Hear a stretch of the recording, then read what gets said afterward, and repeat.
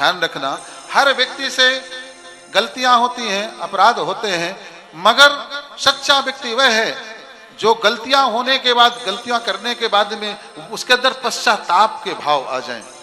और जो पश्चाताप जो व्यक्ति कर लेता है, भगवान उसको स्वीकार कर लेते हैं। कभी अपने आप को पापी मत मानना। व्यक्ति से पाप होते ही होते हैं, क्योंकि इस संसार में माया का ऐसा प्रभाव है कि वह माया अपने आगोश में लेकर के जीव से पापाचार करवाती है। मगर भगवान वहां बैठे हैं ना, आपके सारे पापों का प्रायश्चित आप जब करते हैं तो स्वीकार करने के लिए भगवान ने स्पष्ट कह दिया है कि कोई किसी को पापी मत कहना, क्योंकि पापी से पापी व्यक्ति भी अगर जिस दिन मेरे शरण में आ जाता है वह साधु बन जाता है। कितना बड़ा पापी, बोले अपिचेत सदुराचारो भजते माम न अन्य भाग साधुरेव सम्मंतव्य सम्यक बस्तो ही सह। कितना पापी, जो अतिशय पापी क्यों ना हो,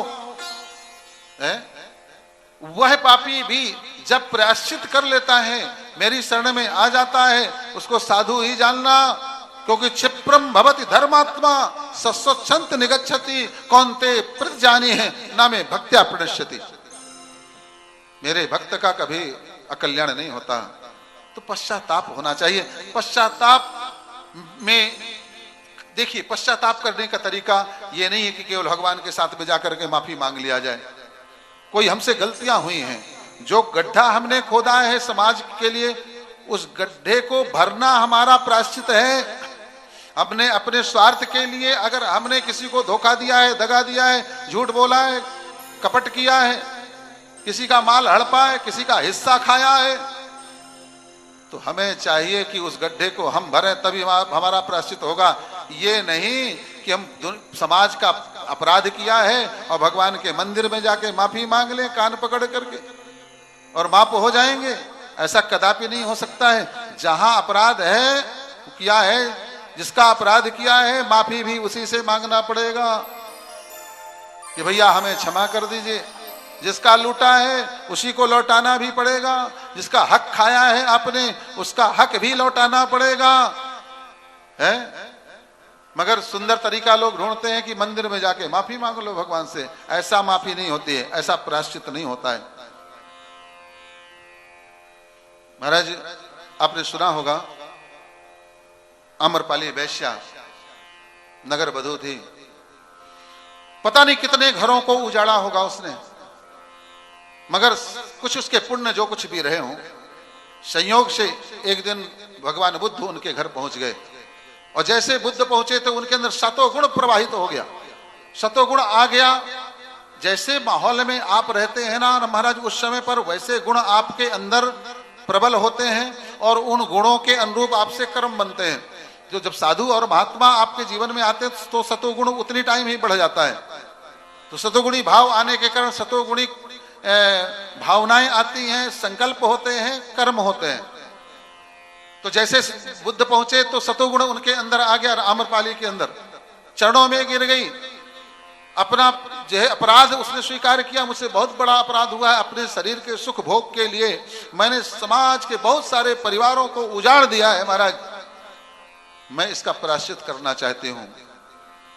जितना जो कुछ भी मेरे पास में धन दौलत है वह सब कुछ मैं आपके चरणों में अर्पित करती हूं, इसको धर्म में लगा दीजिए, मुझे इस पाप से मुक्ति दीजिए।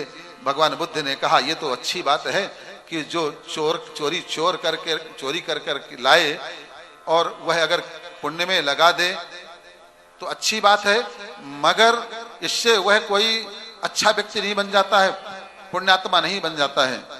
उसकी भरपाई उसको करनी ही पड़ेगी।